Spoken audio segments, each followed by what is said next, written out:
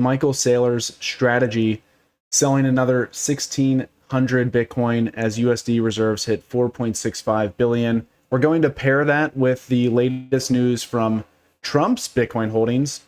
Nick, if you can pivot over to that tab, where Trump Media's latest 10Q shows the company held 14,139 Bitcoin as of July 31st, worth roughly 900 million, up from 9,542 Bitcoin in March. So the story here is strategy is selling and Trump Media is accumulating. Who wants to go first on signal versus noise this week? I'll rip it. All right, you go. You go. There's a little feedback, producer Nick. I don't know if it's on my side or y'all hear that? I do hear it, but it might be Nick. It looks like it's producer Nick. There we go. He's washing his clothes by hand. Yeah, I mean the strategy stuff. I think everyone's probably dumbfounded on selling common and the discount to NAV and all the things going on there. So I think they're gonna persist for a while. They're not going anywhere. I think the higher signal is really the Trump stuff, because as we say, don't watch what they say, watch what they do. And I think it's at 9 million or 9,000 coins in March. I think it was 6,000 they picked up in July, roughly. And I think this ties into the back to the clarity conversation and just bullish fall that people are talking about or feeling, that this is, in my view, a big signal that they're stacking sats through this bear. Yeah, I would say both elements are kind of signaled. On the strategy side, I would say it's a signal in the sense that, for what it's worth, like obviously, the strategy of buying the top and now selling Bitcoin at the bottom and stacking dollars seems illogical on its face. I would say the silver lining of him being able to sell these chunks of Bitcoin and not materially impact the price is like a signal to me that, like, he's not the main character. Never was, but like I think that there was a broader perception in the market that was the case, and there was fear around him selling. So in that sense, I'd say it's generally a positive thing that he's not like impacting the price of these sales. On the Trump side, I generally agree with what you said, Michael. I think Trump Media, not exactly sure what that business does outside of seemingly stack Bitcoin now. And I guess, does Trump Media own True Social? Is that like the core holding of that enterprise? Liam shaking his head yes. Okay, so they're going to sell API subscriptions to inside information, and they're going to stack Bitcoin. Like you said, Michael, the signal is, despite the sort of regulatory logjam with Clarity, they're stacking Bitcoin. And I think also earlier this week, or maybe last week, there was a report that he was basically selling his interests in like the World Liberty Fi stuff or the crypto.com stuff. I forget which. There's so many different sort of crypto things he had his hands in, but that would be positive in the sense that he's like getting rid of the sort of more nefarious stuff on the crypto side and just stacking Bitcoin. And Bitcoin's a commodity, so Bitcoin doesn't need the Clarity Act, so kind of makes sense in that respect. I'll jump in. I think that I'll go with half signal, half noise. The strategy buying the top really aggressively and then selling the bottom is definitely signal. This happens every cycle. Everybody thinks that Bitcoin's going to go up a lot faster than they anticipate. There's probably too much leverage in the system. Obviously strategy's leverage is somewhat different, but they just have different responsibilities and it essentially is encumbered by a poor balance sheet, and so them selling should be a bottom signal mostly.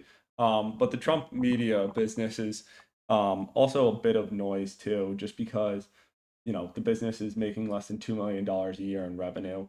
They will definitely have to sell some Bitcoin at a later date too, unless they can continue to raise capital, which I don't really see a ton of without the Trump presidency. So I think that this is also noise. It's probably a little bit of leverage as well, just getting too aggressive with trading, although Trump probably does have a better sense than us of what the likelihood of the Clarity Act is. Yeah, one thing I didn't hear anyone call out just yet was in this screenshot here, you can see in July 2026, we sold equity securities invested in Bitcoin-related securities with a fair value of $159 million and purchased Bitcoins with the proceeds. So my read on it is that there was some divestment of financial products related to Bitcoin, actually acquired more Bitcoin on the balance sheet, which is a good signal to pay attention to. And then a lot of the traditional media that picked this up was also focusing on the fact that they reported a $238 million loss, which is really it's an insignificant fact just because that's mark to market on Bitcoin's price going down over that quarter. And so I think there is signal here that you see the Trump affiliated business acquiring Bitcoin at what is the bottom or close to the bottom. Perhaps it's behind us already. So that's what I would pay attention to. And Liam, I liked your point just in terms of we always see these things play out cyclically where there is some sort of one or singular player or multiple players that end up getting a little bit too far over their skis into the Bitcoin bull run and then have to kind of pare back some of that aggression into the Bitcoin bottom. Yeah, I know we need a transition, but that is a really good call out there because we talked about it, I think, internally with the crypto.com divestment. And if they're rotating out of that, Brian keyed in on it. I don't necessarily know exactly. There's so many rules and stipulations moving, but whatever blind trust you can imagine, like Bitcoin being a commodity, it's a lot easier to be palatable across the aisle that they're holding this one unit. So yeah, that's very interesting. Nice. We did pretty well on time there. So let's get over to the next topic. Nvidia's risky business. The short of it, at least my read on it, and then can hand it over to someone to give their first take, would be that essentially there is a boom that we've been talking about with debt financing as it relates to these different companies in the AI semi space. This is a story about Apollo, BlackRock, other large players mobilizing to raise about $500 billion of capital for the AI compute infrastructure with Nvidia backstopping. And so, Michael, maybe I'll give this one over to you first. I think this is one that you flagged to us. Where's the signal? Where's the noise in this story? Yeah, I mean, I would like if Liam can pick up first because I'm just coming up to speed on my take. Liam, do you got this or do you want me to go? I can go. Okay. The signal here is they are trying to make the semiconductor AI build out and everything that really goes into it. It's semiconductor power and ultimately the data centers behind it. They're trying to get that as diversified as they can into all the large players in the industry. And so that means everybody from Nvidia, Google, the largest hyperscalers, and now the largest capital allocators in the world have to be allocated to this trade because the wider they can get it means that if anything goes wrong, they can have a bailout that is politically palatable, where everybody who is a large capital provider that has ties to Washington can really get something done here. And so I do think that there is signal that they're just trying to make the AI trade too big to fail. I do think that it's likely there will be a little bit of overinvestment, but at the same time, I think widening the exposure is really the signal here because of the second order effects. Yeah, it's a great recap. I think there was a great podcast with the CEO of Nvidia, with Darkesh, talking about this. He's obviously talking his book, but he talks about the recursive nature around there was firms that didn't exist that went to him to get access to GPUs that naturally allow them to exist, and then more demand because once they get to market, they can raise capital, they can go. And this is like that on steroids of the most epic proportions. The TLDR is my little droid trying to triangulate the information. Is NVIDIA's partnered with 6 firms, Apollo, BlackRock, Blackstone, to mobilize over $500 billion of third-party capital. Key parts that are hidden is their MOU, so there's no signed contracts. NVIDIA's backstopping 25%, and then the market wasn't too favorable. It was negative, minus 2.5% on the day. I think the key insight, at least from myself, is we've kind of seen this. It's obviously at different orders of magnitude, but in 2022, when the market collapsed around Bitcoin and collateralized lending and loans, as well as ASICs. ASICs took a huge brunt because they effectively, when the price collapses, they don't collapse in the same way that BTC does. And because it's all reflexively down from the price to hash rate, et cetera, et cetera. And a lot of people got blown up. And so it'll be interesting to follow. I think obviously this is different because of the AI boom, the amount of intelligence needed. And then the last aspect is I think that there's some, not necessarily posturing, but maneuvering because of what Nvidia does with their chips versus Google, and really trying to build up more demand there from a defensive perspective before Google's chips, I believe it's called their TPUs, are allowed to kind of flourish in that area of the economy, because that's what Anthropic's using. Yeah, I mean, I agree generally with all of that. I think, Liam, you kind of nailed it in the sense that I kind of view this as almost like the final boss of debt financing. Like, where do you go after these firms to try to finance all of this capex and all of this spend and build out? It's like um, these are the largest financiers in the world. So in that sense, I think it is a signal, and maybe that's why the market sold off in response to it in some sense, because it's like um, maybe we're reaching a point where um, there's no other place to go other than these firms effectively. And Liam, to your point, like the other angle of doing that is not just to find new buyers for this debt, but to also entrench yourself into the system even more than these companies already are in terms of being too big to fail. So I think that is the signal here, that we are reaching the latter innings of like how far we can sustain this like massive debt financing. Yeah, I like your guys' read on it. I think that this story really ties nicely into just the great power competition and really posturing AI as a matter of national security. And so I agree, Liam, on the read of just trying to get as many players folded into this as possible, align the incentives so that if anything does go awry, you just have a lot more alignment to bail out, print more money, and provide the backstop. And it is a matter of national security at the end of the day. So I don't think it's all theater, because what we've been covering the past couple weeks on this show and others are pretty significant security incidents, right? So we've been talking about agents escaping sandbox environments and creating all sorts of vulnerabilities, hacks, threats, etc., across software in many different industries. And so that problem is only going to compound very significantly. And then another thing that I think in that same vein is as we get further into robotics and we get into the technology making its way into the physical meat space as well, I would imagine that these types of things are going to happen, which is a scary thought to have in terms of what types of vulnerabilities, exploits, and essentially rogue droids. What does that mean for the future? And so I think that there's ultimately all the incentives are aligning that let's get as much people in political, let's get as much people in Wall Street, traditional finance, capital markets, technology, everyone aligned on the same page, because at some point this probably does blow up. But we need to be in a position where, and this is their thinking, we need to be in a position where we can just provide the capital and move on, because it is critical to do so. And if we don't win it, someone else does. All right, let's get on to the next topic here. Nick, we got to figure out how we don't get buzzed if we actually respect the clock. All right, so here's a piece from Semaphore. Spotify's new skip button could end the podcast business as we know it.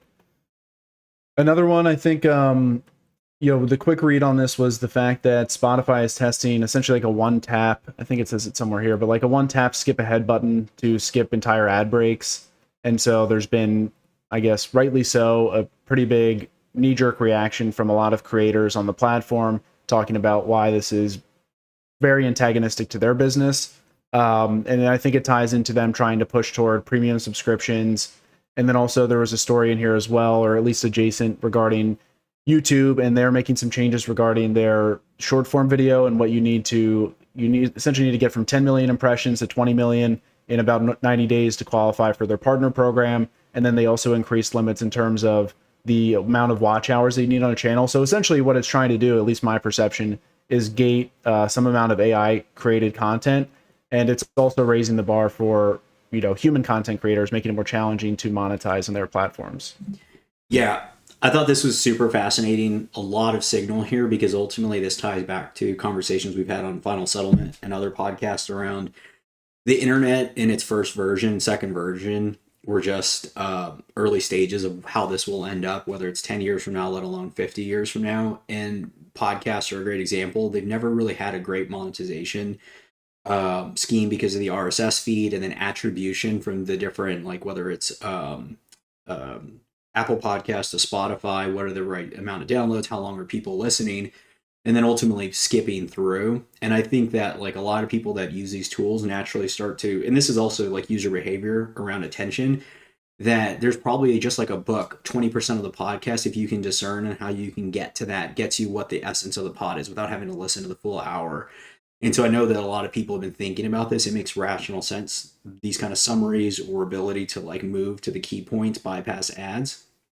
So that's one trend. And then on the other side of that, what Jackson was alluding to with um, YouTube and the notion of the amount of slop and how do you like, because it's a two-sided marketplace for YouTube. And so you need to be able to get the right creators there, but also the right attention to meet, to spend more time. And if you start to have a lopsided view of that because the consumers are getting a bunch of stuff that they're not interested in, then you start to lose. And so, yeah, this is just going to add a lot of, I don't know if properties are the right word, but we've talked about this where eventually you can see where some level of value has to be moved from the consumer to the creator for there to be the right like graph online to effectively triangulate what do you surface to the individual. Because right now it's getting harder and harder with the amount of slop. Naturally, you'll probably have stable coins and other things loop in, but eventually you can imagine some kind of social graph with Satoshis flowing through it as like the end state for a lot of the internet. Yeah, I think that's exactly right in terms of, what you described there in terms of where this needs to go long term, because there is this sort of conundrum in terms of the proliferation of slop content. I think that's particularly pervasive on YouTube at this point, which is sort of explains their move there of raising the bar. But I think, these are sort of like surface level attempts, or attempts at solutions to fix this problem, when in reality it probably looks more something like you described, Michael, where like you actually have to ascribe some unit of value to the information or the content in order to create this sort of graph, or even like a web of trust of like, here's what is actually valuable, here's what's not slop. And then just on the Spotify ad skipping thing, I actually noticed that the other day when I was listening to a pod, and I had never seen that before. But yeah, you can basically just skip right through the ads, which I normally skip ads anyway, but you got to kind of like hit the skip button a few times. Maybe you catch a word here or there of the ad, but now it just skips you right past the entire thing. So I think these are like maybe like blunt attempts at solutions for fixing this broader problem. But I think the actual solution is probably going to look a lot different than what they're trying here. Yeah, I Yeah, think I think this is this a is a signal signal. for media and creators across the board, because this is something we've talked about running a media side of the business, where you can kind of sense over the years ads, sponsorships and just ad reads are doing less of the work than they used to do, right? And so like a lot of people don't really buy based on that information anymore anyways, and so they're buying from people that already have built trust relationships through their owned media. And so I think that this is a step in the same direction, where ultimately creators are probably better off being in a spot where they actually have a product at the end of the funnel that is bettering the lives of their listeners, or naturally keys into the interest of their listeners. Whereas there is this cliff that's already been fallen off in terms of trust, and that ties back into the AI story, where you guys already kind of recapped it better than I would, but there's a lot of this has to do with like being able to discern what's what, trust in AI versus human content. And so the ad read is another component of that, where we were already going in that direction. And I think this is going to be not necessarily a nail in the coffin, because maybe this product feature will be fought because it is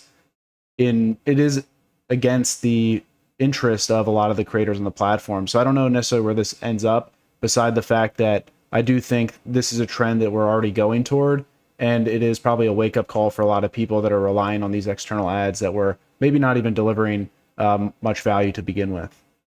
Yeah, completely agreed. I think that this is signal, and even to take a step back, I think that what's going on right now is this: it's so much easier to create and distribute podcasts, that there's more competition, and thus they ad plat like the Spotify's and the YouTubes don't necessarily need to offer the better deals to creators. So you can charge less, allow ads to skip, etc. And that's similar to everything that we're seeing now with AI. There's more competition, like especially when you go to the app store. There are millions and millions of apps now, and the rate of new apps being created continues to increased significantly, but very few actually get downloaded or have any sort of distribution. And so I think it's just with any industry where the costs are getting cheaper to enter, there's going to be a lot more competition and then thus drive down costs. And I think that a lot of podcasts have been saturated relative to where they were just a few years ago. Yeah, and you see this across, X is a good microcosm for like where the rest of the market's gonna go. But you think about like news stations, and there was 3 to 4 main ones. There was less competition. You think about TradFi. Now everyone being able to become a fintech. The value around software and a lot of these like the plumbing is being commoditized, where the value accrues from sales and distribution.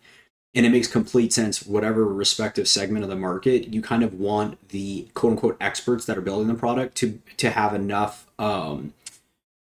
expertise slash domain like understanding to be able to whether it's via podcast, video, or written word, to give you value. And that's how you're able to attract clients, attract brand awareness, et cetera, et cetera. That didn't necessarily need to be done before. It was traditional ad spend, and that's all just kind of flattening out now. All right, let's round it out here. So credit card debt hits 1.26 trillion, and this fintech reaps rewards. So we can start on this story. Thanks, Nick. On the fintech company Clare. If you can go back to that tab, this can tie back into the other story. So how fintech Clare hit a $100 million run rate by offering workers the fairest early access to wages. So the quick read here is that this business is 10x their 10x revenue in a matter of a year. They're now cash flow positive. The business is really built on workers not making it to payday. I don't think that's the entire story, but that's a lot of the story. And it ties into the other story we have here, where credit card debt is now hitting 1.26 trillion. It's not an all-time high. I think we're a little bit higher last year, but it's trending back in the other direction of increasing. So, Michael, what's your read here? I know that you were particularly interested about this Clare story. Yeah, I thought it was perfect because it kind of fits at the intersection of technology, people, and markets, where you're starting to see it baked in to the atmosphere of, okay, real wage is not keeping up, people living paycheck to paycheck, as you mentioned, debt at all-time highs on credit card, and then ultimately like products and services that have to meet the market where they're at. I think that's where we've seen a lot of the stablecoin stuff around cross-border flows and real-time payment, like on a daily basis. And then I didn't dig enough into their full monetization, but I would imagine it's very similar to like if you get a Venmo or a Cash App ping, and you can like get that into your bank account like in T+1 day versus T+3, because a lot of these firms make money on that float. They're effectively charging that end person, meaning like the client or the consumer makes $350 a week. They might be giving up X% of that to get that day. So they're even reducing that, but they need it because, to your point, they're living paycheck to paycheck, day to day, week to week. And I know it sounds funny to a lot of people listening, but we've talked about this before with the oil and gas prices that surged earlier this year. It really hit people because that initial 20 to 30% was the difference between, being able to fill their tank or not that week. So I just think that this is going to continue to grow. There'll be natural use cases or products that fit it or sit there, but the reality is there's a structural problem. Yeah, I mean, I agree with all that, and the reason I'm going to say I lean towards more of this is noise is because like none of these solutions, whether it's this company Claire or the ability to finance your burrito or finance your iPhone, like none of these things actually get at the structural problem, and we kind of all just avoid the actual structural problem of the unsustainability of the debt, the debasement of the currency. And so something like this, it's like talking about how, this company is growing so fast. It's like, yeah, it makes sense because people are living paycheck to paycheck and can't afford things, and they need money faster. But it's noise in the sense that like this is just another data point that shows the structural issues, but there's no actual solution, or even like, someone using this service is not like thinking critically about, why they're needing to do that. And so it's part, most of this comes off as noise to me because it's still sort of avoiding the elephant in the room of like what actually is going on here. Yeah, I'll jump in too. I think, especially on the credit card data, I think this is noise. Over the past 10 years, total outstanding credit card debt has gone up 45%, which sounds like a lot until you realize the money supply is up over 80%. And so it's, continuing to hit all-time highs because there's always an all-time high in the total amount of dollars printed. And if you measure it in real terms, it's actually not going up quite as much as you would anticipate. I think that's a lot to do with just the education about how pernicious credit card debt is, et cetera. But agreed, like people still, despite that, they're just going towards different ways to get capital, whether it's the Clare aspect or just other types of buy now, pay later. There's just so much white space out there for people who are kind of going paycheck to paycheck, trying to get increased liquidity and lower their debt costs. Yeah, I mean, I think it's signal for any business that is not necessarily exploiting, but is positioning themselves to reap the rewards of the economy, this K-shaped economy that just continues to grow in its magnitude. So, Brian, one just thing to add, like where I would counter to, there's also signal in like market structure changing, because historically via the rails you would have to pay bi-weekly or bi-monthly or monthly, and somebody gets to hold the dollars and the float. So you can imagine, like, if it's Brian or whoever that can take those dollars and buy Bitcoin, if they have a loan out, if they want to use a margin account for equities, whatever it might be, if other employers or other firms partner to get those dollars to the individual, you're just going to be more interested. Certain parts of the economy will be interested, and there's new technology like stablecoins that allow for that. So I don't necessarily think it's all just related to this. This is a byproduct of that, but there's just a new rail structure, and the market will like gravitate towards it if it's what the market's demanding. Yeah, that's fair. I did when I was reading the headline earlier, I said it was like not necessarily all of that, but that's a good point, Michael. And so I think you're right in the sense that this is just better technology, so it's optimizing. And then also there's the fact that there is a trend of these businesses that are doing incredibly well that capitalize on the fact that there is really weak consumer. But Liam, to your point, when you take a look at the real on a real basis, the numbers don't look nearly as they don't look as terrible as the headlines make it out to be from the Fed data. So point being is, yeah, I think there's a mix of both signal and noise here. Any other thoughts here before we wrap up?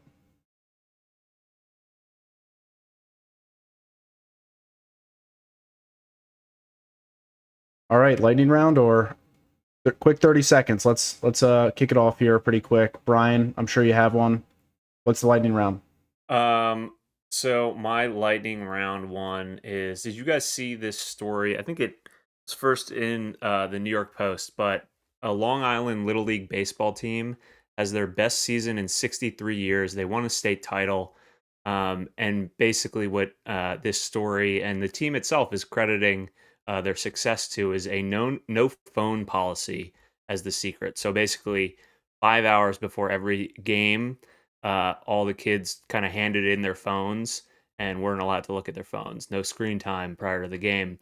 And I thought this was just an interesting data point around attention, focus, and it's something that I'm, guilty of, being terminally online and just on my phone way too much. Like, you do need to disconnect as all these things proliferate, AI, technology. This has been happening for a long time, but I think this is a good data point in the sense of like there is real value in sort of like disconnecting at a certain point, being able to focus. And was there a direct correlation here? Maybe not, but like they had their best season in 63 years. They won a state title. Like there was clearly some impact of them being more focused before the games, being more locked in, having more camaraderie. So I thought this was a cool story and a nice reminder to myself to get off the phone sometimes.